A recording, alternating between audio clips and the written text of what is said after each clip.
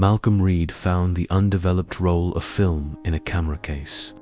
Labeled with his son's 10th birthday, he was behind the counter at Reed Photo, looking for an old leather strap for a customer, when the small black canister rolled out from a side pocket and tapped against the glass display case. The label was written in his own narrow handwriting. Evan, 10th birthday. For a moment, the store went quiet around him. The printer hummed near the back wall. A fan clicked above the passport photo chair. Outside, Saturday traffic moved past the front window in slow summer light. Reed Photo smelled like paper, dust, and the faint chemical memory of a time when every picture had to wait to be seen. Malcolm held the canister between two fingers. 22 years, he had developed wedding albums, baby portraits, school photos, retirement parties, anniversary dinners, and vacation rolls from places he would never visit. He had saved strangers from blurry memories and restored cracked photographs until faces came back from the edge of disappearing. But this roll had stayed hidden. The bell over the door rang. Malcolm slipped the canister into his apron pocket. His son Evan stepped inside with a little girl holding a cardboard folder against her chest. "Hey, Dad," Evan said. "Evan?" Malcolm looked at the girl. "And Sophie?" Sophie gave a careful smile. She was 7, with paint on one wrist and 2 missing front teeth.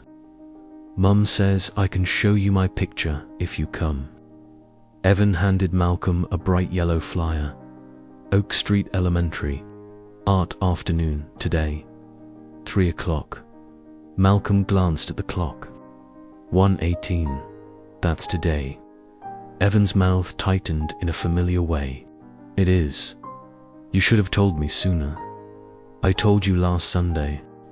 Malcolm looked down at the flyer again, as if the paper might defend him. He remembered Sunday.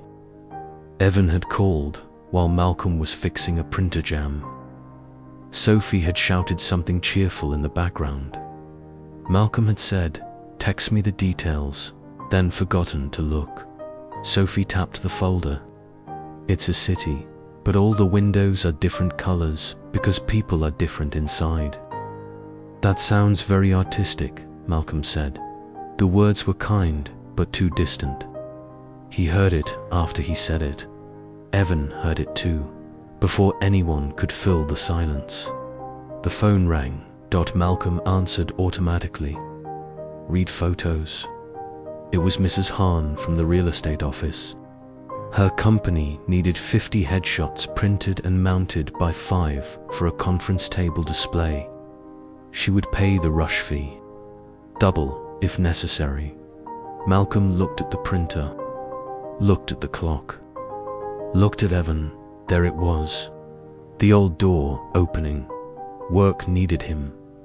Work always knew how to ask clearly. "I can do it," Malcolm said. Evan looked away. After he hung up, Malcolm cleared his throat. "This is a big order." "It usually is," Evan said. Sophie looked between them. "Does that mean you can't come?" Malcolm wanted to say, "I will try." He had said that sentence so often it had become a softer kind of no. Instead, he touched the film canister in his pocket. "Let me see what I can finish." Evan nodded once. Not angry.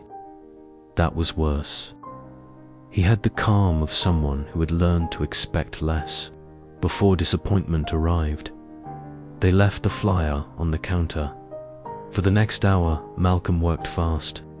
He loaded paper, adjusted color, cropped headshots, answered to customers, and pretended the canister in his pocket did not feel heavier each time he moved. At 2:05, curiosity finally beat fear. He went to the back and fed the old film into the small processor he still kept for traditional customers. The machine clicked and pulled the strip inside. while he waited. He remembered Evan's 10th birthday. It had been a backyard party with paper hats and a chocolate cake leaning slightly to one side. Malcolm had bought Evan a red bicycle that week and taken 16 photos of it from different angles before Evan even touched the handlebars. His wife, Claire, had said, "Malcolm, sit down for 10 minutes. I am getting the pictures," he said. "We need you, not just the pictures." He had laughed because he thought she was being sentimental. Back then, Malcolm believed the camera made him present. He was the one saving the day for later. He was the one making sure the cake, the guests, the bicycle, and the candles would not vanish. But he had also used the camera like a wall behind it. No one could ask why he was uncomfortable with messy feelings. Behind it, he did not have to sit at the table and be ordinary. He could be useful, busy, necessary. The machine beeped. Malcolm lifted the negatives to the light dot at first. He smiled despite himself. Evan with frosting on his chin. Evan holding the bike bell. Claire laughing at something just outside the frame. Children in paper hats running through a sprinkler. Then the images changed. They were lower, tilted, taken by smaller hands. Evan had used the camera. There was a picture of Malcolm's shoes near the back door. A picture of Malcolm's arm reaching for the camera strap. A picture of the birthday table with one empty chair at the end. Malcolm printed that frame and watched it emerge slowly. The empty chair was his. On the table, a paper plate weighted with cake, already sagging in the heat. Beside it, someone had written "Dad" in blue. Marker on a folded place card. Malcolm stared at it until the edges of the photo blurred. The picture did not accuse him. It simply showed the truth. He had been close enough to document the party and far enough away to be missed inside. The bell rang again. Evan stood in the doorway alone. Sophie forgot her sweater. He said. Malcolm looked toward the chair by the front window, where the sweater lay. Evan saw the wet photo in his hand. "Is that your 10th birthday?" Evan stepped closer. Malcolm handed him the print. For a long moment, Evan said nothing. Then he gave a small breath. "I remember taking that." Malcolm's voice was low. "Why?" Evan looked at the empty chair. "Because Mum told me you were there. I wanted to see what that looked like." The sentence moved through Malcolm slowly. "I thought pictures proved I was there," he said. Evan shook his head. Not sharply, just tired.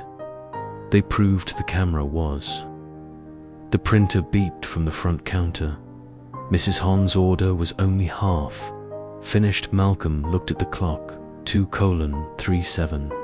If he kept working, he could finish the rush job. He could call Evan after. He could say the photo had shaken him. He could promise to come next time. There was always a next time in the language of people who stayed busy. But Sophie's art show started in 23 minutes. Malcolm walked to the front door and turned the sign to closed. Evan frowned. "Dad, what are you doing?" "Closing for an hour." "What about the order?" "It will be late." "You hate being late." "I know." Malcolm took the camera from around his neck. He almost brought it by habit. Then he set it on the counter beside the photo of the empty chair. Evan watched him. No camera.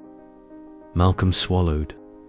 "If Sophie wants a picture, I will ask her mother to take one. I am going to look." They walked to Oak Street Elementary in the heat. For once, Malcolm did not ask how long the program would last. He did not check messages. He did not narrate the light or frame the hallways in his mind. He followed Evan to the cafeteria.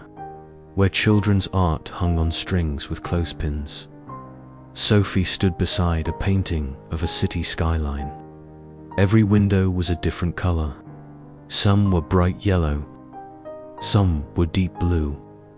One tiny window near the corner was black with a small white star inside. "This is mine," she said. Malcolm bent down, hands clasped behind his back so he would not reach for a lens that was not there. "Tell me about it." Sophie looked surprised in the best way, so she told him.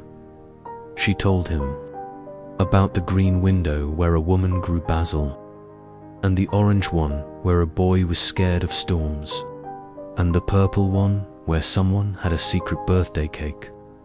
Malcolm listened until she ran out of words and then waited. Because sometimes children have more to say after they believe you are still there. Evan stood a few feet away. Watching, Malcolm looked at the painting again. "I like the dark window with the star." Sophie smiled. "That's for people who are lonely but not empty."